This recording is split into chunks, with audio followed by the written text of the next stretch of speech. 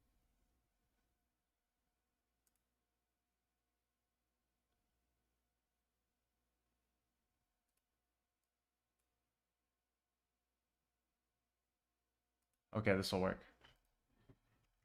We'll keep that as first option. Maybe. Ooh.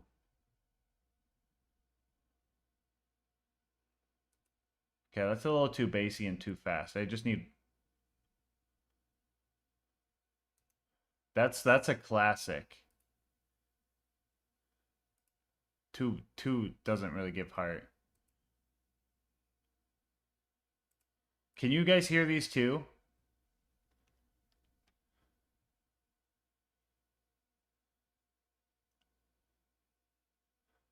No? Okay, hold on.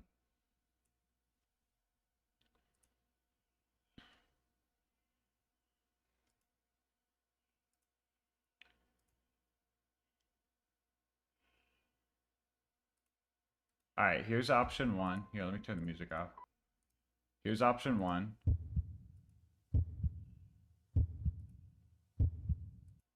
And I only need one heartbeat. So that one I could do, or I could do this one.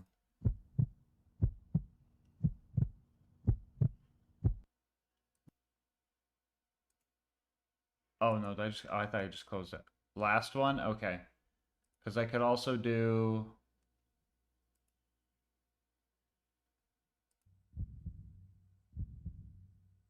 No, that one's like an approaching. That's not a single good one. Yeah, that could just be someone knocking. Yeah, that also just feels like something's approaching. I think this one, right?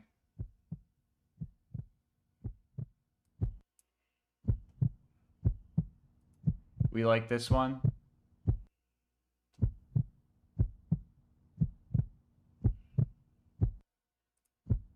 I think we like this one. Control C. Alright, back to the music. BB Leroy, let's see. Alright. It's time to die. Here we go. Is that supposed to scare me? It wouldn't even be the first. Chat, is this gonna have One Piece spoilers? I'm still waiting until I have time to watch the whole thing. Don't send me One Piece spoilers. I definitely am gonna watch that all 42,000 episodes one day.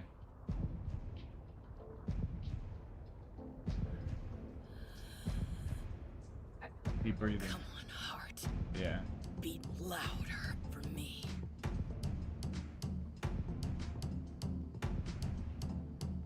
Okay, this might be a little too dramatic. Oh my god.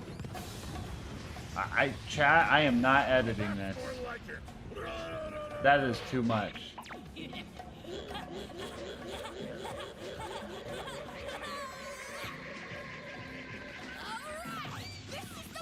Almost the idea. I'm looking for fear, right?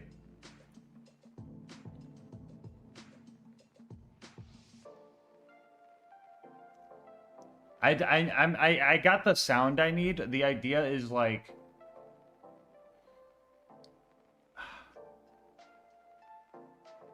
I got the sound. It's literally just like... You could try Soul Eater. Yeah, if someone's got a clip of it, that'd be great. About that Amon picture? No, I got the picture I need. I just need an inspiration so I can match it to the, like, edit style. So it looks right. Because I can wing it, but I feel like if I wing it, it's gonna come out.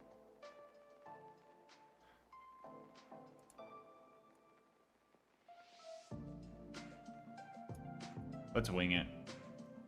Alright, let me get the heartbeat sound effect. The idea is like, right, you hear the heartbeat, but then like a transparent picture of themselves, like when they hit the realization or get froze or something in fear, they like expand out and fade out type of deal. That's what I think I'm gonna do. That's what I'm going for here.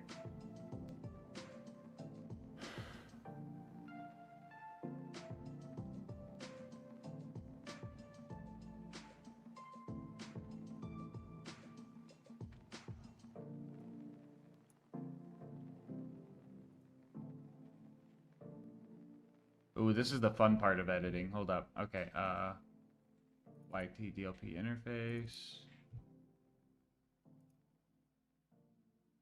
We just need the MP3. Just going to sounds. Start download.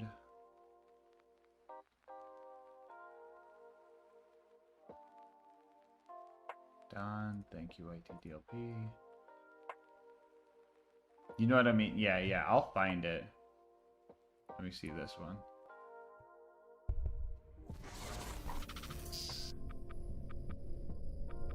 Oh yeah, yeah. I got the sound already. Unless you think the sound is better. Let me see. No, I got the sound. I got the sound. I literally just need like inspiration video, right? Sometimes when it happens, like all the color gets like, you know, swapped. Like I'm thinking of like, it's like an anime moment. Either the main character realizes something, is like frozen in fear, or just like, why can't I move my body type of deal. Like the one scene with like Zoro feeling like 1% of Luffy's pain or something like that is kind of it, but that's like a color swap version of it. That One Piece clip was like actually spoilers. Also, it's not a fear moment. Yeah. Sorry if there were spoilers in that. I don't think there's anything. If you've never watched it, you're not gonna get context out of that, I feel.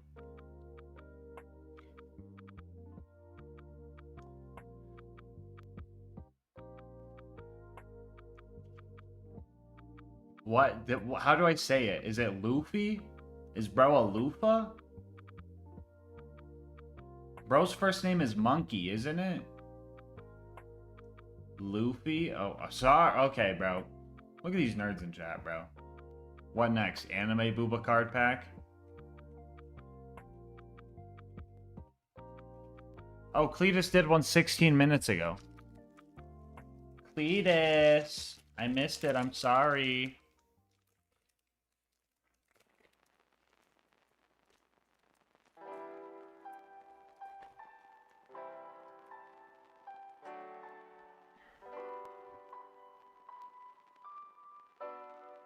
Yoke. Remember, guys, the first 3 cards and the last card are the ones to be scared about.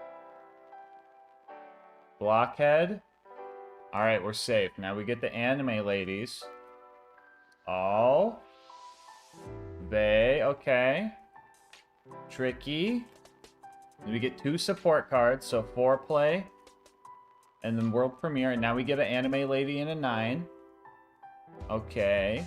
Yenko, and then this is a random holo or a 10 or a secret rare. Hey, we got a 10. Yeah. I think we've gotten 2 secret rares so far. One was the cyanide one you liked, and the other one was the Gulp Red Devil lady. Yeah. So that's funny. Mythical pull moment.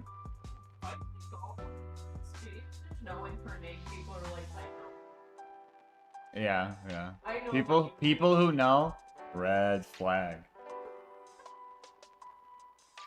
Everyone in the chat knew. I'm like, bro. Is that an actual card game? Yes. It is their second set that they've released. The first set had some confusing rules, and recently, or I think they kind of reworked the game off rip just so they could like make it like more playable. So I'm pretty sure how it works is their first set had 2 versions. There was I think they always do a first edition and then an unlimited. First edition's a little bit special. The first set's first edition had like pretty much completely different rules. But then when they reworked it in the unlimited set, they fixed things up, made the rules a bit better to play. And they're just going from there with it. MBT did a video on it, on the rules of it before it changed. pretty good video because, yeah, the old rules were pretty rough. From what it seemed like, a lot of just, like, arbitrary, like, what happens in this situation. And, you know, if you guys know MBT, he does Yu-Gi-Oh! And Yu-Gi-Oh's, you know, fucking walls of text. He's the Wonderlands player of the Yu-Gi-Oh! Community, because whoever compared Wonderlands to Yu-Gi-Oh! It was so fucking on point with that. It's crazy.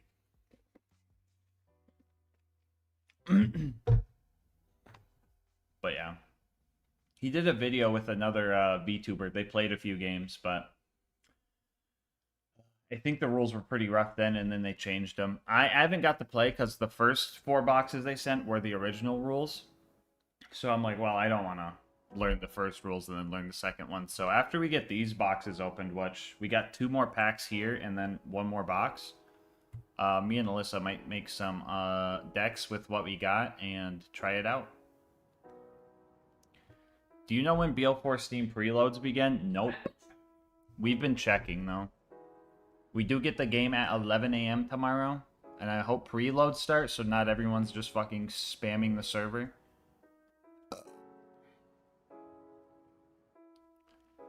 Can you still play the new rules with the V1 starter kit? I believe, well, some of the text is reworked and some of the effects are like completely reworked obnoxious, so what you would have to do is you would just have to look up the fixed card mechanic, because it was more than just like some rule clarifications. I think it was pretty much a decently heavy like rule flip up. Like I'm talking like Overwatch character rework type stuff. So it's a collector's piece then. Yeah, those are more collectors. You could, you know, just use them as proxies. Like a lot of times when I'm playing Yu-Gi-Ohs with buddies, they'll use like fake cards or placeholder cards, and they'll just like, hey, this is a pot of avarice because I'm missing one right now, and we're just playing casually anyway. And I'm like, oh, okay, yeah. And then they literally just have like some random like Pokemon card in his sleeve, and I'm like, okay, yeah, that's pot of avarice. I know what it does. But you'd have to memorize them all, and it's like the whole set, so that's a bit tougher in that way. Yeah, I'm not sure when they're gonna start. Hopefully they start soon. We have less than 24 hours until Steam gets it, so... Okay. Heartbeat sound effect. I'm getting distracted. Yo! I'm from the future. BL4 is good. Thank you for the 200 bits. Alright, so BL4 tomorrow, chat. Main concerns. How it runs. How it runs in co-op. Endgame. But we'll get to endgame when we get to endgame. Me and TX are going to enjoy the first playthrough, okay? We're not going to be super grindy. You're going to watch us have, like, first reactions. You're going to watch us have fun. We're not going to try optimal builds or nothing. We're going to find cool gun, do cool gun. We're going to do builds later, once the game's been out a bit. It's about fun right now. And then, so yeah, how it runs in co-op, end game when we get to it. The lack of a playthrough reset is very scary. They really need to add that. And what's the 5th one? Grapple and interact on the same key. Those are the 5 things that I'm mostly worried about, that I hope they fix / I gotta figure out. And then another thing is some max at restream. Did you try AI clips? No. Another thing is when you're using launcher or gun type ordnance, using your rep kit puts your thing away and puts it on recharge. That was a bit weird, so maybe mess with the fluidity of combat, but we'll see. They're gonna be doing day 1 patches. It's gotta fucking happen. I already heard rumors that fucking someone was streaming PS5 gameplay and got banned. I heard the performance was bad from it, so that's scary. How are people with PS5 already playing? No clue. Someone was streaming it though. Well, what the hell would they? Well, if it's actually easily accessible for people pre-downloading it, I don't know what people would expect. Yeah. How long is your birthday? 24 hours like everybody else. It was on the 6th. Have a good anime collab? Oh wait, let me see. Did they post it? Am I missing it?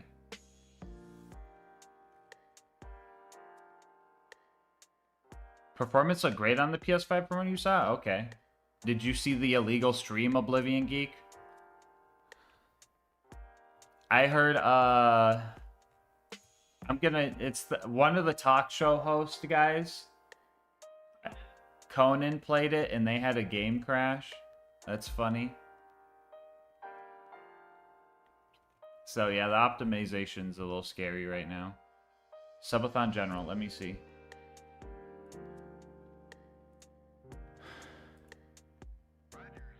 Video unavailable. This contains... Okay, it's blocked from YouTube.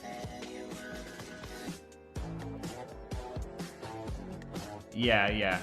This is kind of the vibe. This is kind of... Oh, yeah. There's a frame in there when it does it. Okay, wait, no, this could work. Okay. Okay, so we're gonna do this. We're gonna take the heartbeat. Sound editing. Sounds for YouTube.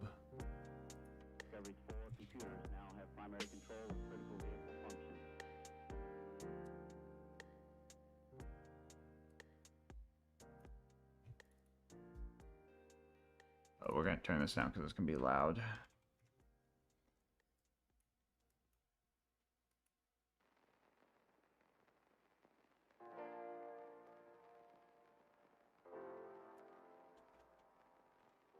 I think I like that one.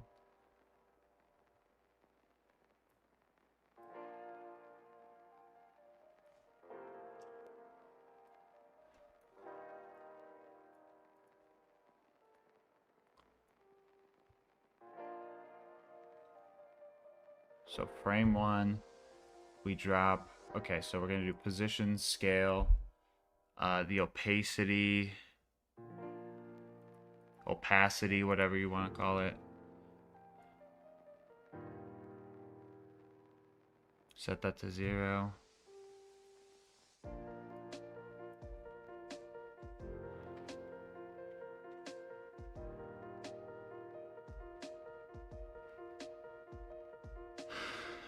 And from here,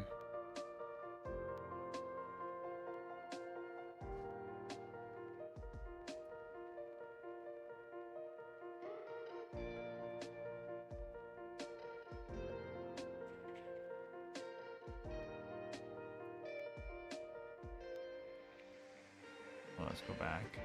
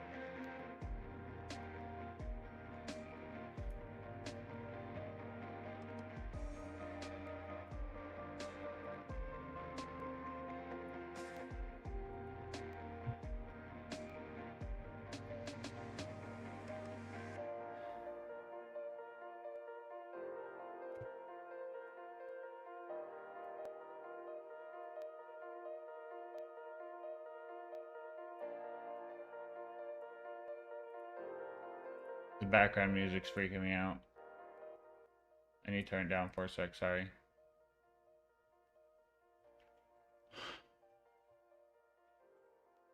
What video is this for? The speedrun video.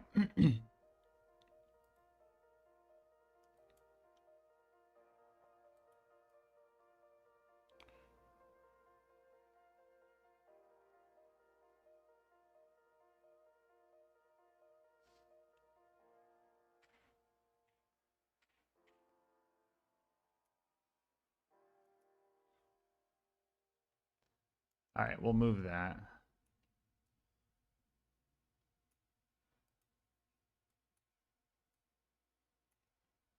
Gonna cut this guy right here. Turn that off. Turn that off. Turn that off.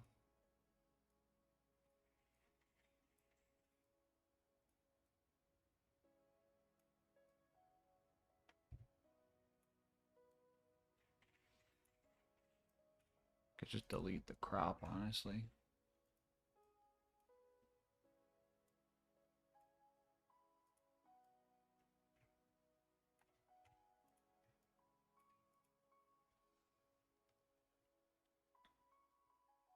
Okay, so for this guy, we want the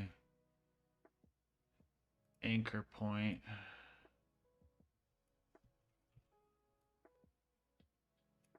Okay, so, okay, it's going to be at 313 is the size. We need to move the anchor point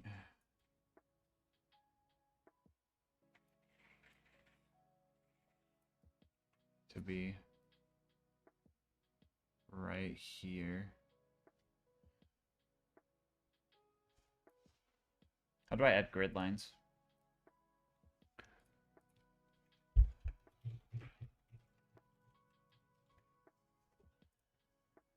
Go to Effects and search for Grid. And double.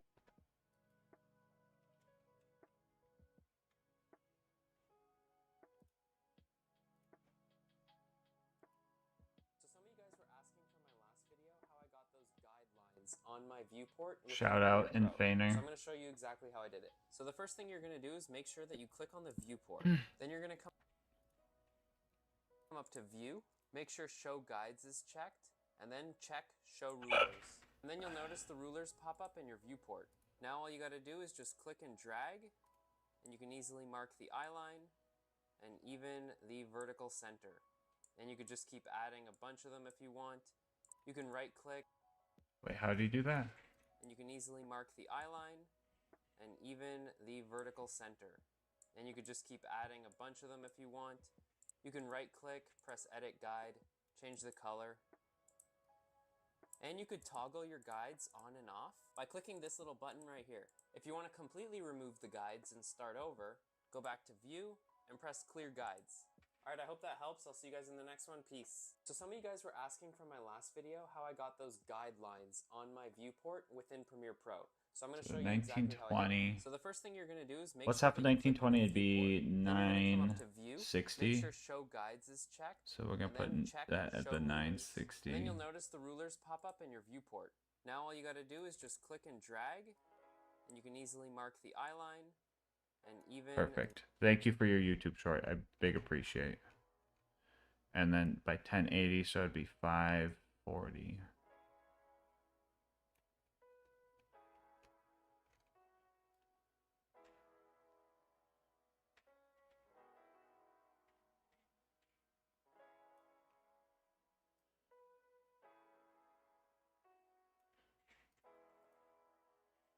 I was close.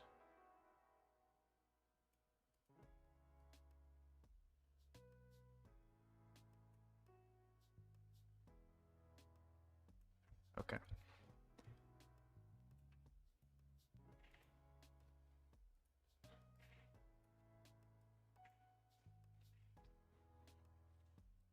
And scale would zoom in. Good.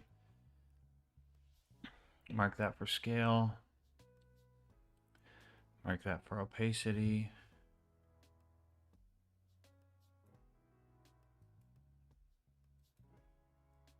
Bam.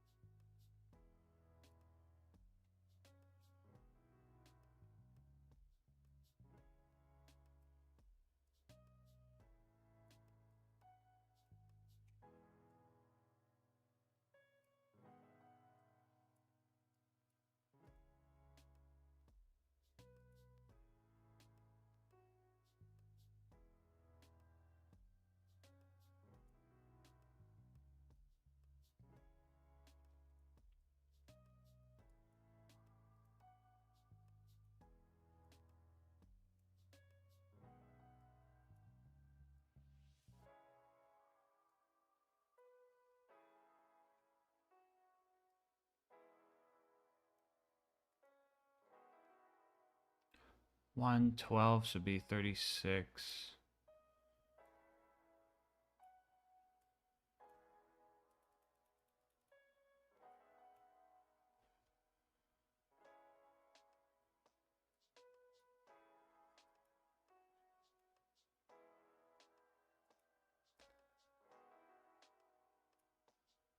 I feel like this guy needs to go out more.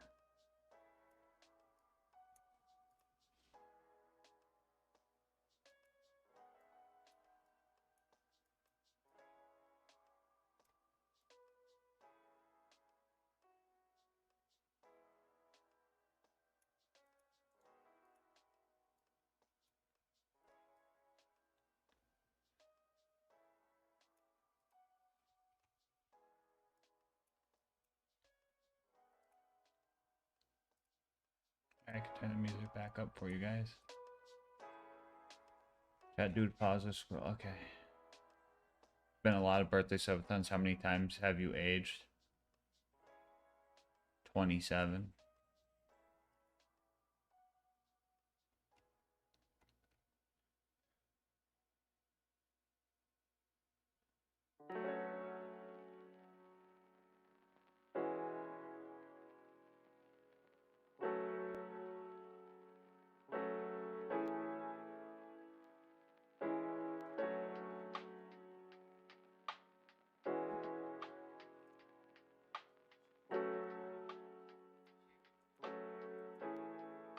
Hee hee. This is just confirming.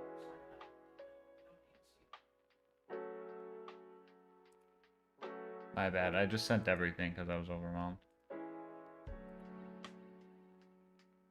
This is just let's set up your account. Here's a verification code. You've opted in for emails.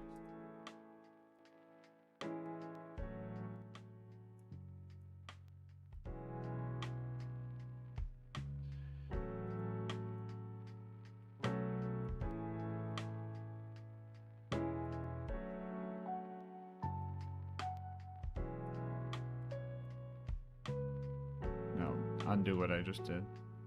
That was right.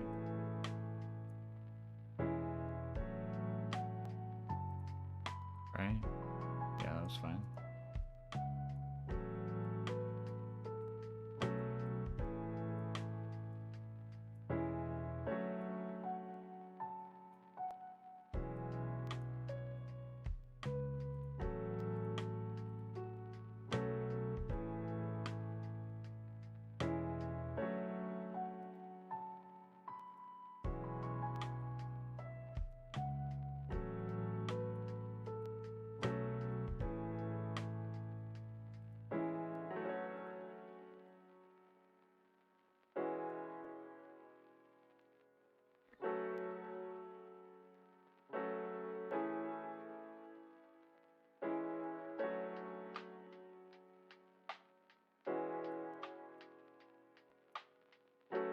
The Balatro jump scare.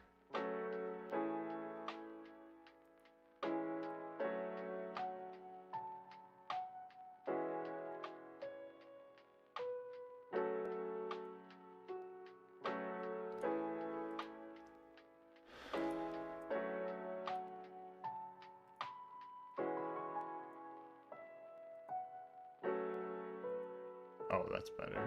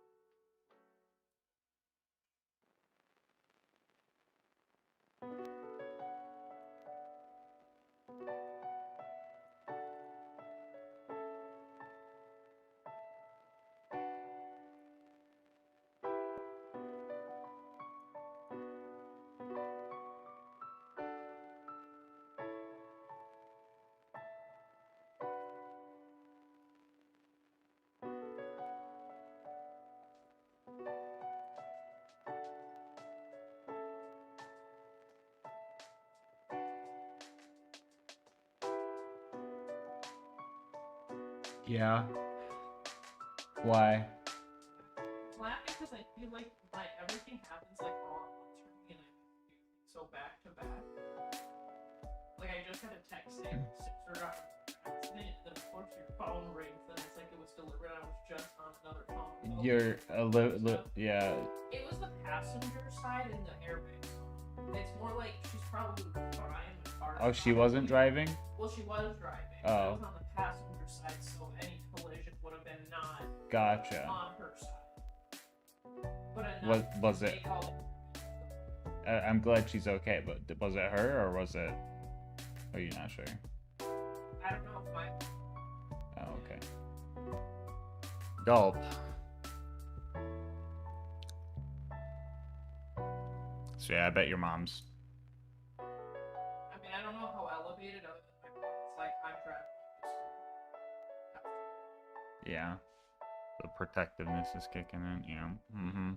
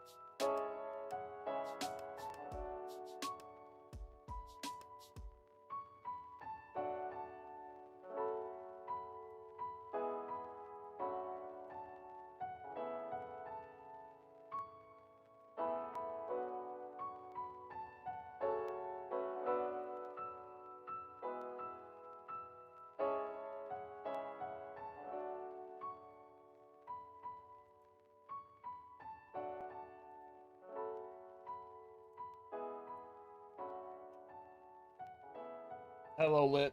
How's it going? Oh, big stretch.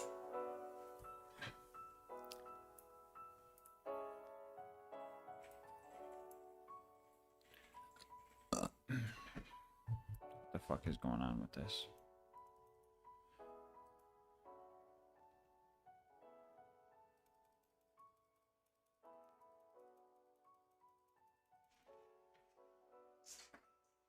That was inappropriate, like, chuckle, I guess, but I just felt like it's like bam, bam, bam, bam, bam. No.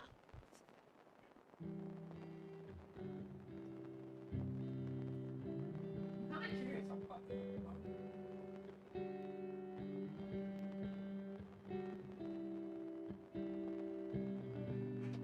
so there's apparently like the passenger side and the back.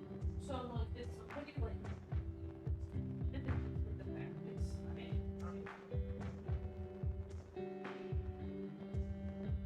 but also wouldn't trust driving around a bunch of nice. Can we do more than one bingo card? We will do resets eventually. Did we ever get BB in to verify or did Who? BB? Yeah, we got him last night, I think, or this morning. I think I was stayed up late at night that BB got verified. Oh, okay. Actually, if you want to count how many cards we did, if we did 10, I might just say, all right, everybody full wipe.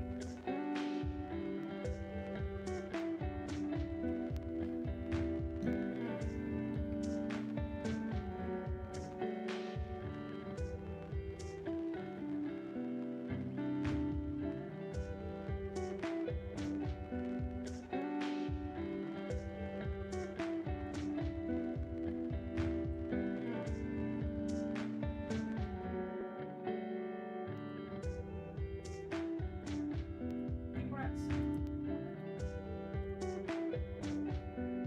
Okay.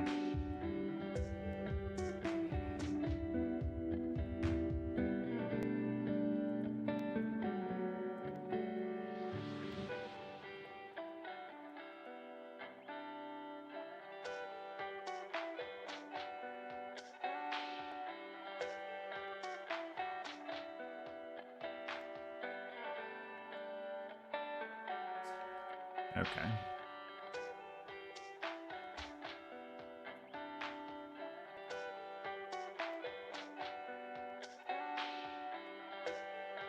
Okay.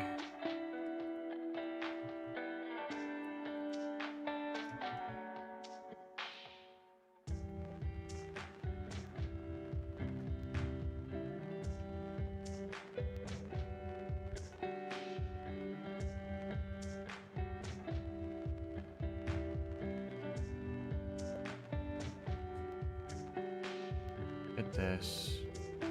Oh, all these have the same anchor point. Good. All right, good. So all these have the same anchor point.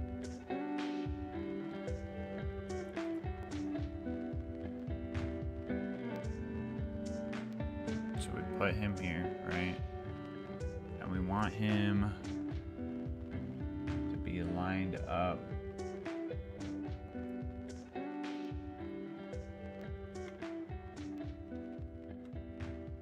Good. Okay. 266 lined up good. We jump to the next one. 266 lined up good. But we want this recentered to be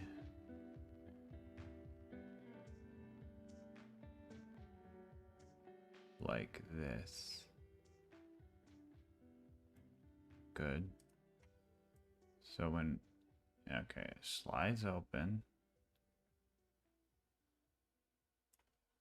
And we're gonna Control C these.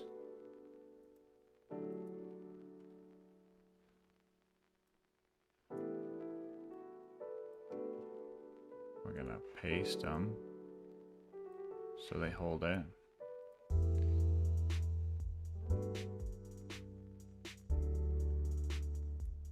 There we go. And then on this frame, we copy these. We go Control C, Control V there, Control C, Control V there, That's all good.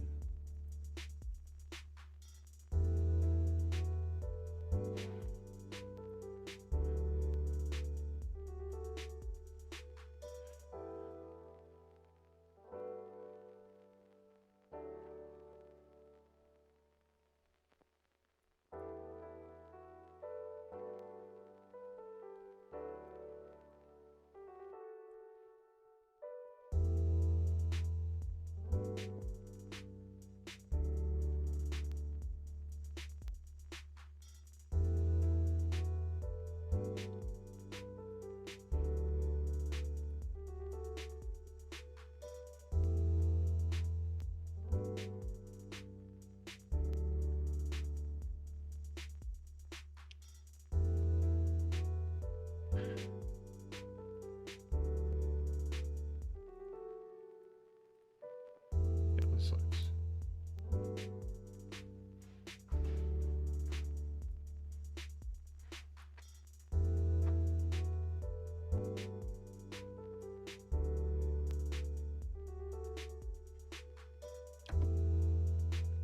All right, let's go.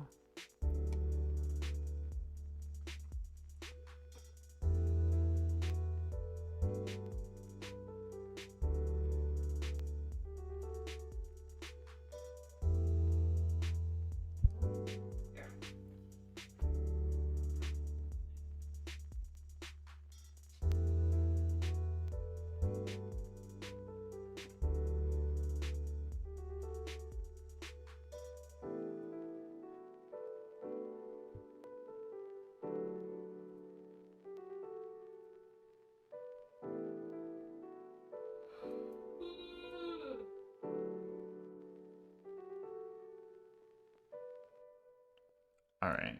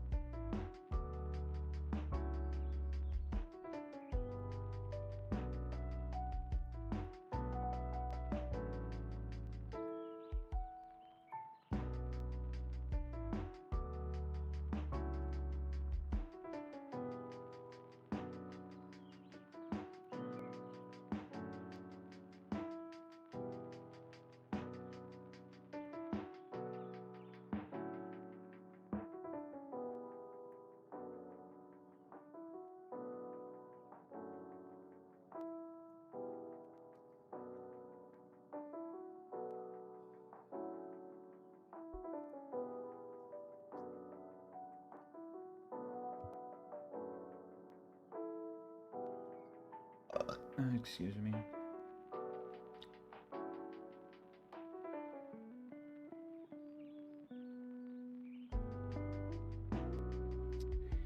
Uh, mm.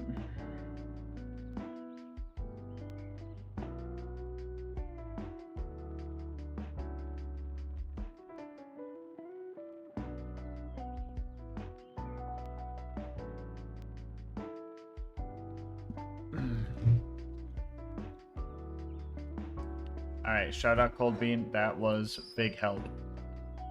So you putting cap on the subathon, or is it just gonna go until the end of time? I don't know.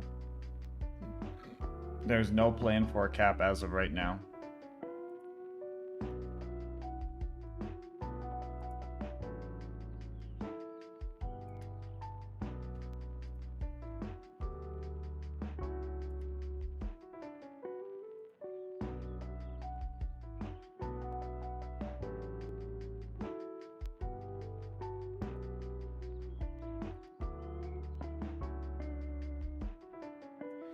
All right, let me save my project.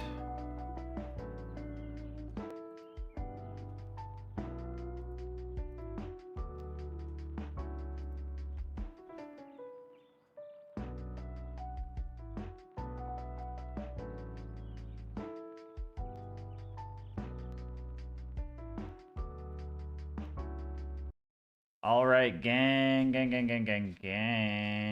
Did you finish chat picks my gear run? I did. All right.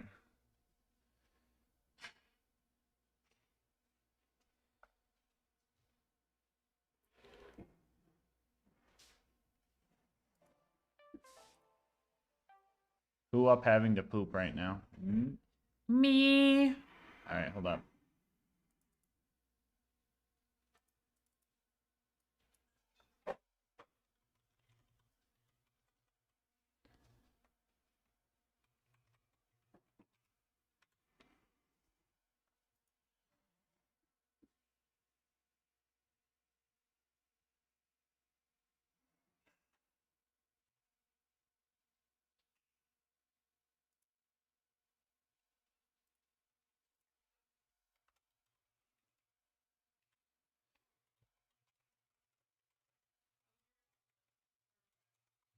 I saved some because my tummy was starting to hurt. Not from the pasta. I think it was just separate. But if you want some of it, you can have some. I know yours was kind of skimped out on. So.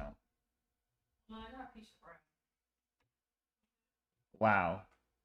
Wow, they give you a piece of bread that you bought with your order. They're such great people. Really. What you get?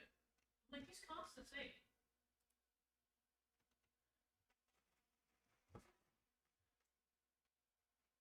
Like, maybe if there's like a couple dollars, maybe like, yeah, fair enough. But...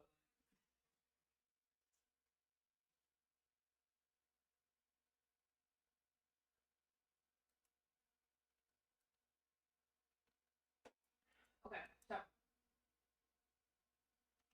Damn. Oh wait, TX dropping 5 copies of the game. Did I read that right? Shit. All right, TX Discord announcement says tomorrow will be the first stream of Borderlands 4. We'll likely be streaming for 12 plus hours with LilGasmask and playing Amon. There will be plenty of spoilers as we play it, but it'll also be a great time to check out the game to see if you're interested in buying it. Even if you aren't, we're going to be doing some giveaways and dropping 5 copies of the game. Also, drops are enabled for Twitch. The first 2 or 3 days the game's out, there's going to be badges for, I think if you gift subs in the Borderlands 4 category, you get a new badge, I've heard. Are you gonna give one? Yeah. To get the badge? Yeah. So I heard about that. So also keep all BL4 discussions in hashtag Borderlands 4 to avoid spoilers for people that don't want to know. Stuff like this game is fun is totally fine, but nothing spoiler related. Okay. Cool.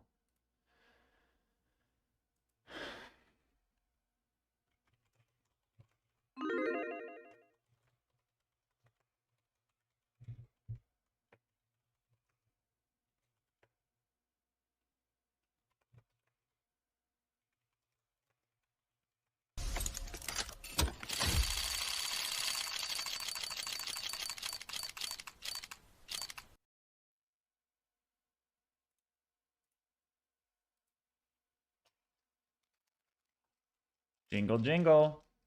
Jingle day, jingle, jingle, jingle. Anime booba time. One more pack after this one from this box, and then we're down to our last box. Here we go. Here we go. Remember, first 3 ones are the scary ones. Oh, alright, Kattens. Oh, Quad Blades. Oh, okay, Yakimono. And now the last one's a scary one. Now we get some anime ladies in 8s. We get 8, 8, and 8. And now we get 2 supports, right? Okay, the Sacred Grove. The Queso card, let's go. And now we get a 9. The Eye Candy, and Shiny See You in the 8. Yeah. The Juniper Actius one, the moth one. Yeah. Kind of reminds me of the scary stories that Wendigoon and Meat Candy were reading on the podcast. Okay. And it was a really disgusting, nasty story about the moth, mother of this farmer family on once all the sons turned of age, they were forced to have sex with this gargantuous fucking webby moth creature, and then if it would give birth to a moth girl, they would just have to slaughter the baby, and then the moth mom would eat it. And it was this weird incest inbred moth creature generational thing where no women were allowed on the land, or the moth mom would eat it. Anyway, so Juniper Actius kind of grosses me out because it kind of reminds me of that disgusting recant. Except Sanest Creepcast episode. one of the guys, when it had a girl baby, he took the baby and ran away and raised it, and then the plot twist was that once the moth daughter started her first period or whatever, she looked like a normal human, and then when that happened, she was she had weird moth shit pop out of her forehead while she was bleeding or whatever. And then I was does that mean the guy's gonna be forced to breed with his moth daughter? Anyway. Yeah, that emote's saying it. Little gas silly, chat. Little gas silly. I just got back with the Dave's triple. That's cap. Anyway, so the Juniper Actius reminds me of that. Every time I see it now, it freaks me out. Chat. Also, Get with the moth lady or Dave's triple. when I try to get those, a massive fucking moth tried to fly at me. What in the holy fuck is she going on about? I don't know, bro. It was a creepcast. Moth titties. It was creepcast. Where they read scary stories. Scariest stories? Redstone Geek? Yeah. Try not to get scared. Okay, chat. Actually send this through. Okay.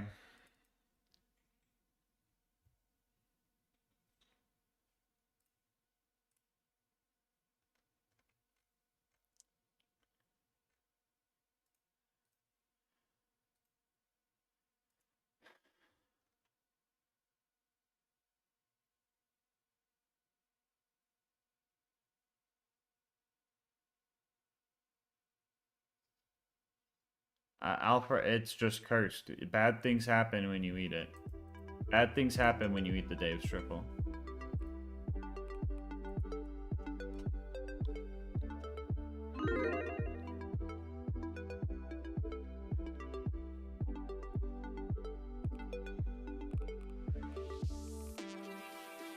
Bow bow bow. Bow wow wow wow wow. Wow wow wow wow wow wow wow wow. Wow wow wow wow. Wow wow wow wow. Wow wow wow wow wow wow wow wow wow wow wow wow wow wow wow. You won't lie, so spit it out. What were you gonna say? Go on. Oh, I didn't hear that part. Let me find the map. Don't hit play yet. Do not hit play yet, okay? Let me find the map. Hello, Zen. If we're only talking BL2, probably over 4,000 hours. Wait, did we already do this one? No, we didn't. Wait, hold on. Wait, this one looks kind of goated, actually. Too bad 8 people already typed exclamation point play when I told them not to, and now we can't do the cool map.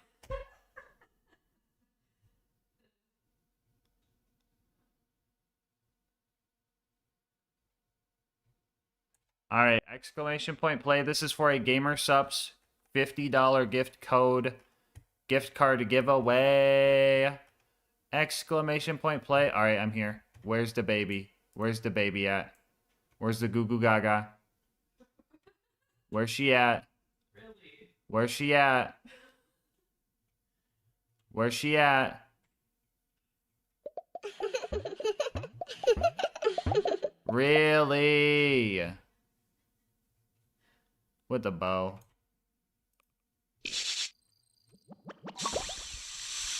Alright, everybody exclamation point play. I'm gonna use the bathroom real quick. Nah, Quad, do a who wins the race prediction. What name color?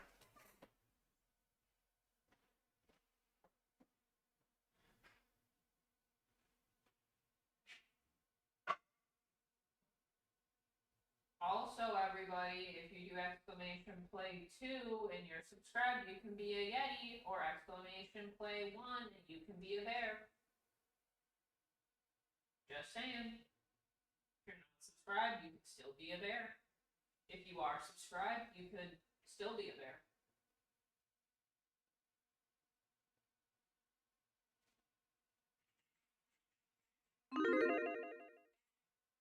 Yeah, play 1, yeah.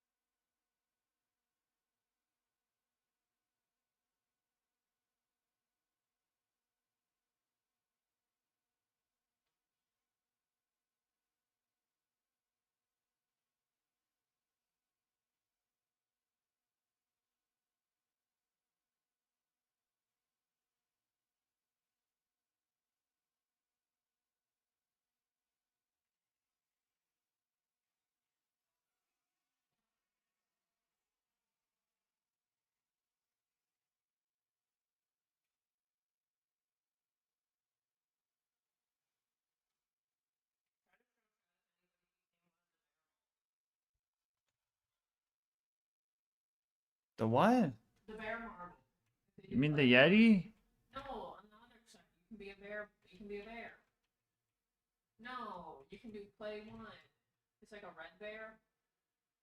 Yeah, right there. Good job, Cold Bean. Yeah, Colby did it. You can be a bear. Alright. This is for a Gamer Subs $50 gift card giveaway. But while people join and have time to join, Zen, you have to do it in the Twitch chat. So if you do exclamation point Twitch, it will take you to the Twitch chat. But in the meantime, while everybody's joining, yo, Panda, are you still here? There you are. All right, Panda, this is your moment.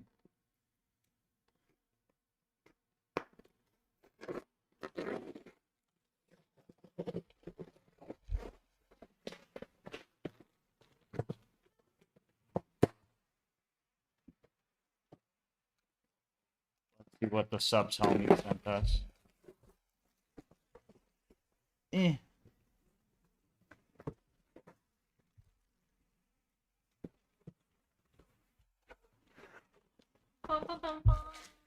We're not gonna get dark, though. I don't think so. We already got rid of the label. Okay. First. Oh my gosh. First. Loud and proud. Okay. Ready? Ready? You guys are not ready for this. Alrighty. Ready? Ready? Claxosaur's blood. Okay. Ready? What, these sound movie. They kind of do look like Bluey. Wait, hold on. Let me turn the green screen off so we could see these good. Ready? Ready? AFK sleepy time juice. I'm about to drink some sleepy time tonight. Alright, ready? Ready? Claxosaurus. Grandpa's ashes.